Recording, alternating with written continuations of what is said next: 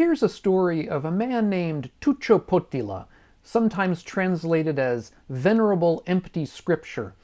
Somebody who seems to disappear the more you look for him. That's the story that's going to be for us today. This is a story that comes up that I found originally in a book of talks by the great Thai meditation master Ajahn Chah. This is a book that we're actually reading for our book club over on Patreon. I read a chapter every month and talk about it. And the story of this Venerable Empty Scripture came up in one of these chapters, and I found it interesting and wanted to do some research, so that's what I'll be talking about today. The story has, I think, a lesson to teach us.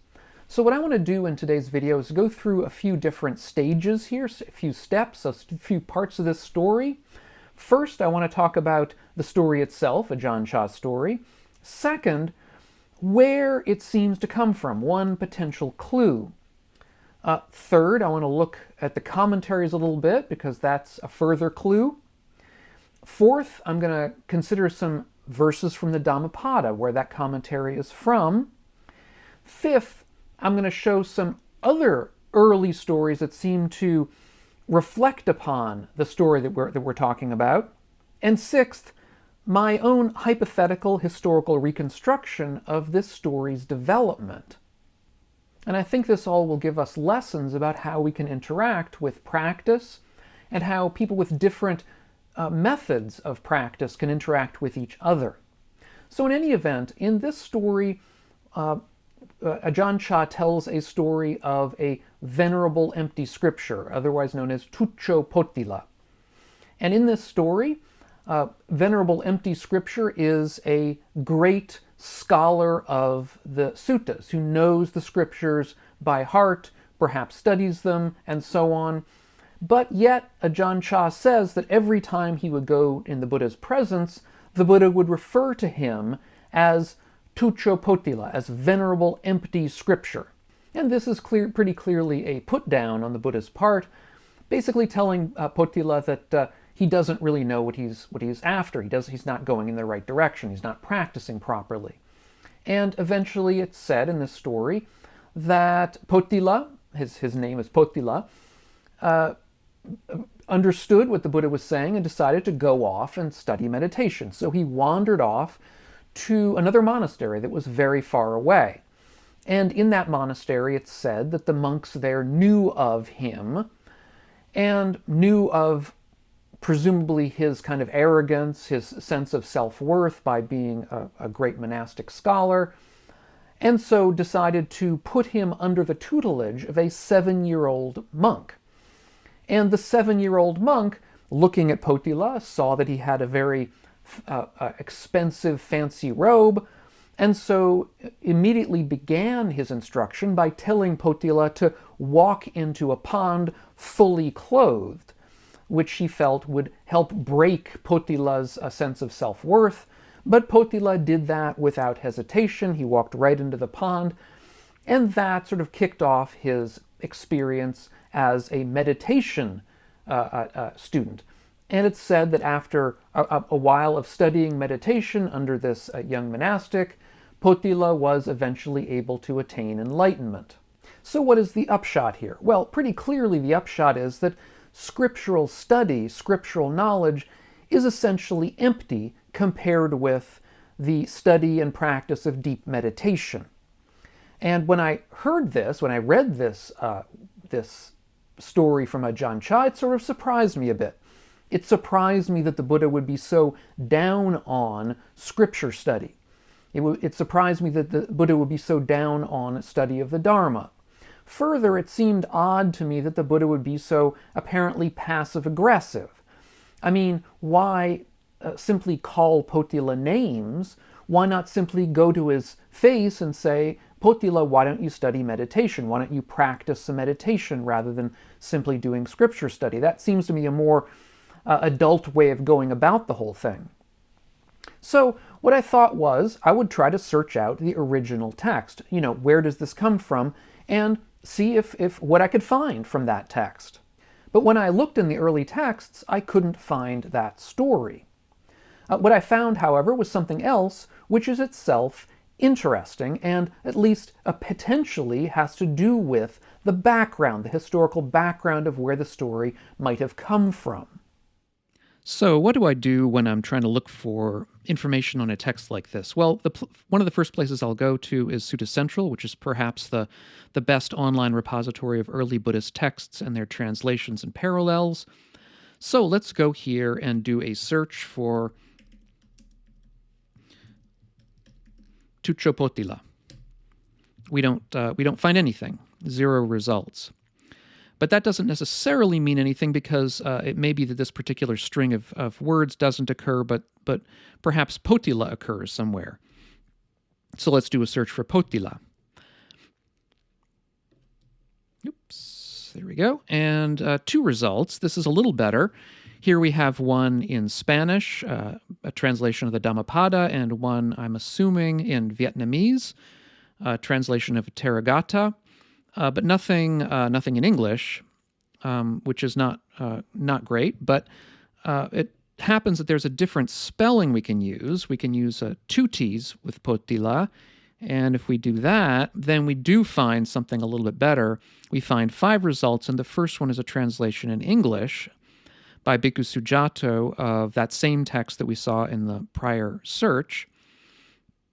And indeed, we see the words Poṭhila and hollow, which sounds similar to empty, so that might be exactly what we're looking for. Well, so let's click on it. Now, I should say, by the way, that these other ones, translation of the Dhammapada, and again, the last 3 are translations of this same text we're looking at here. So there seem to be only really 2 places that are relevant to this search.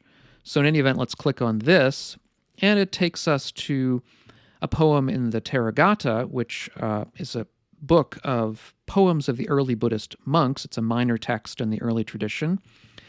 And this is a poem written by MahamevnawaMahaviharaya, who was one of the Buddha's most famous disciples. And if we go down this text a bit, we will find down here, mention of Poṭhila. And this occurs in the context of a person who prioritizes transmigration, that is to say, who prefers to be reborn rather than to reach enlightenment, a person who's claimed to be besotted with conditions, consumed by gain and honor. Poṭhila goes on hollow is what the translation is. And we'll see over here in this particular part is the Pali over here. Poṭhila goes on hollow. It translates the Pali, Tuccho gacchati Poṭhilo. And so here we have potentially what we're looking for, Tuccho Poṭhilo, as a person who prioritizes transmigration, who's trying to be reborn, who is besotted with conditions, consumed by gain and honor, in this early poem by MahamevnawaMahaviharaya. This is the only material that you find in the early texts, but it's way too thin to be the basis of our story. There's almost nothing here about poor Poṭhila. So where is it from? Well, it turns out this story is from the commentaries, in particular from the commentary to one particular stanza in the Dhammapada that we saw when I was doing the online search before, and we'll come to that in a moment. In this commentary, however, he's not referred to as Venerable Empty Scripture, but simply as Tuccho Poṭhila, that is to say, Empty Poṭhila. The scholar Piya Tan has a very fine essay on all of this, which was of great help to me when I was doing this research, and I'll leave a link to that essay down below in the notes. In any event, these commentaries, in general, were compiled in the 5th and 6th centuries of the Common Era, which is, of course, a millennium after the Buddha's lifetime. They were based upon earlier texts, but the commentaries certainly are mostly later material. And in this particular case, as I say, it's talking about one stanza, it's a commentary to one stanza of the Dhammapada. And what is that stanza? Well, It depends on how we translate it, but at least one contemporary translation goes like this. From meditation, the word actually in Pali is yoga, from meditation springs wisdom. Without meditation, wisdom ends. Knowing these two paths of progress and decline, you should conduct yourself so that wisdom grows. Now, if we just read this stanza without too much investigation, we may come to the conclusion, which is a reasonable one, that this is a stanza that's lauding meditation, that's praising meditation.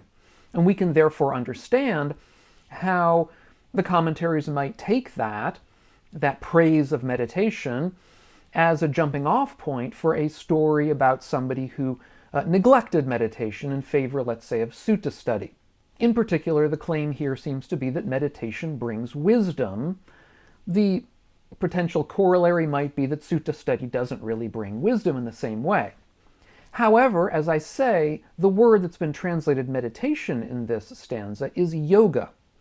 And yoga does not typically mean meditation in the early texts. Yoga has a range of meanings in the early texts, in the Nikayas and the Suttas. I brought this up with the great translator Bhikkhu Bodhi a while back. I asked him about this, and he confirmed that indeed in the Nikayas, in the Suttas, yoga generally means something more like effort or exertion. Now, that effort or exertion may be in meditation in particular. It depends upon the context. So let's take a minute to consider these verses in the Dhammapada, or this verse in the Dhammapada, and look at the context in which it occurs. What is the verse right before it? What is that talking about? That might help us to understand how we should understand, or how we should translate this term yoga. Well, if we look at the prior verse, it isn't talking about meditation in particular, but rather about effort or exertion more generally. Here is what it says. Guarded in speech, restrained in mind, doing no unskillful bodily deed, purify these three ways of performing deeds and win the path known to seers. And I think we can agree that this passage is not about meditation in particular. It's about practice generally. So the stanza that follows it, that is to say our stanza, is probably better translated something like this. From effort, or from right effort, springs wisdom. Without effort, wisdom ends. Knowing these two paths of progress and decline, you should conduct yourself so that wisdom grows. In other words, it doesn't look like our stanza really even indirectly refers to some kind of a disconnect between meditation as our practice and some other practice, but rather a distinction between right effort and no effort, or correct effort and incorrect effort. That seems to be the point of the stanza. So it looks as though the commentary is somewhat unreliable in this case. Now I want to emphasize that that's not always the case. So it's not always the case that the commentary is unreliable. Oftentimes the commentary has very good things to say, but in this case at least it looks somewhat questionable, the commentary. Now it appears that we do find another early texts that makes this distinction between sutta, people who study the suttas, study the Dharma, and people who perform meditation practice. This is a text that exists only in the Pali. It does not exist in other translations at the time. It's called the Mahachunda Sutta. Now, Mahachunda was apparently the younger brother of Sariputta, who was the Buddha's right-hand disciple. And this text seems to stem from a period after the Buddha's lifetime, because the Buddha isn't mentioned in it. In this text, Mahachunda talks about two different groups of people. People who spend time studying suttas, studying the Dharma, and people who spend time in deep meditation practice. Interestingly, the word used for the sutta scholars is Dhamma yogi, and there's that word again, yoga. People who put an effort into Dharma study. So we can see, in other words, directly here how yoga doesn't necessarily mean meditation. The meditators are people who are jayanti, who are people who look for jhana, who look for deep meditative absorption.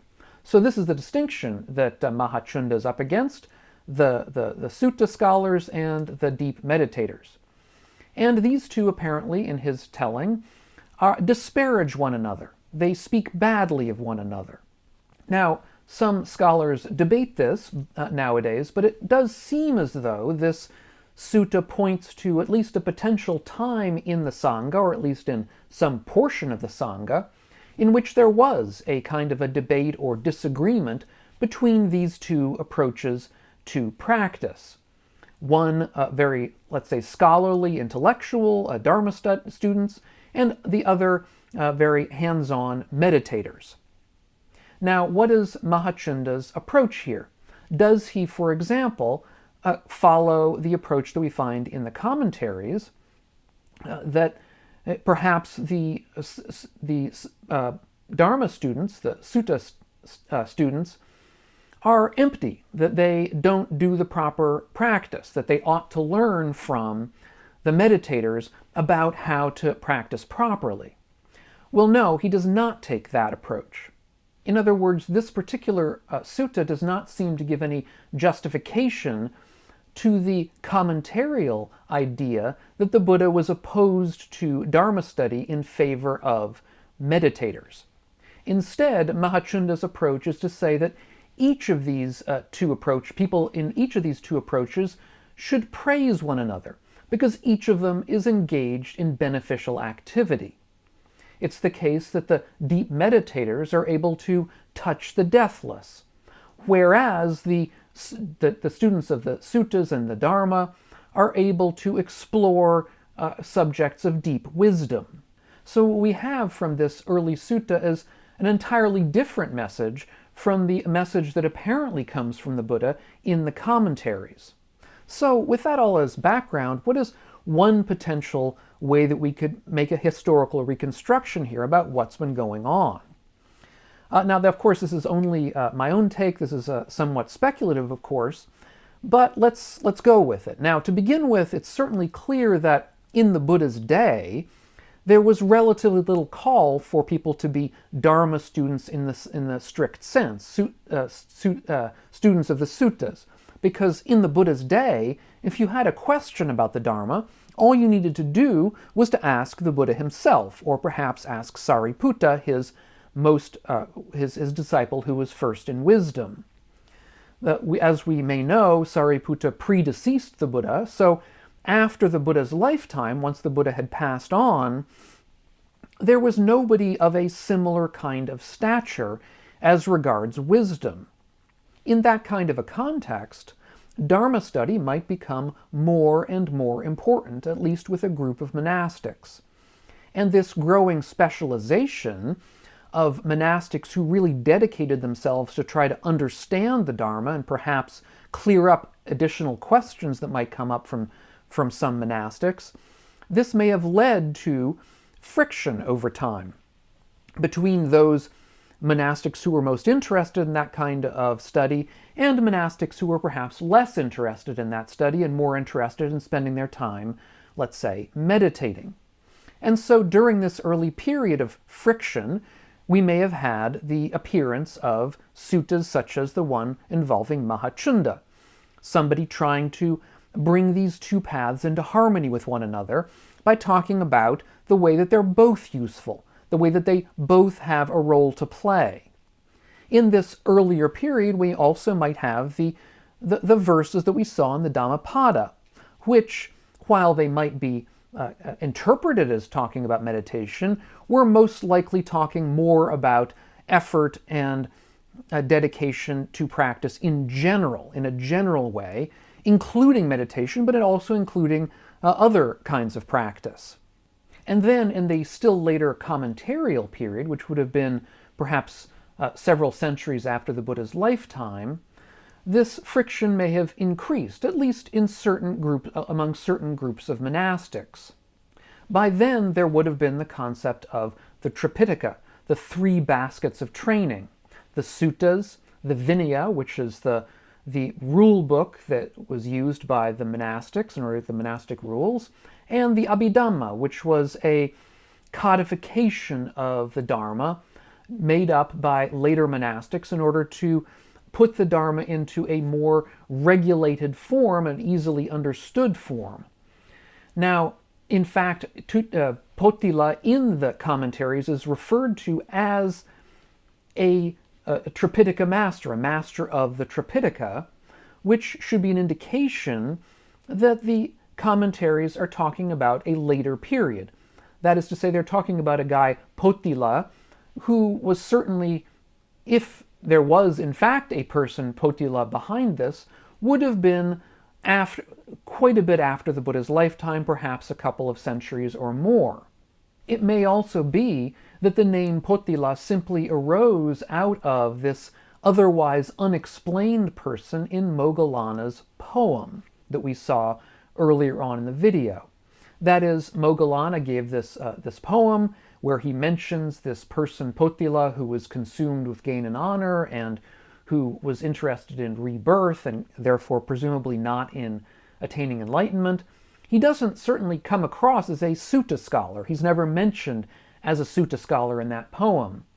So it may be that this story of this sutta scholar arose around this otherwise unexplained name. And so whereas for Mahachunda, wisdom, at least as he says it, wisdom was the purview of the sutta scholar, while touching the deathless was the purview of the meditator.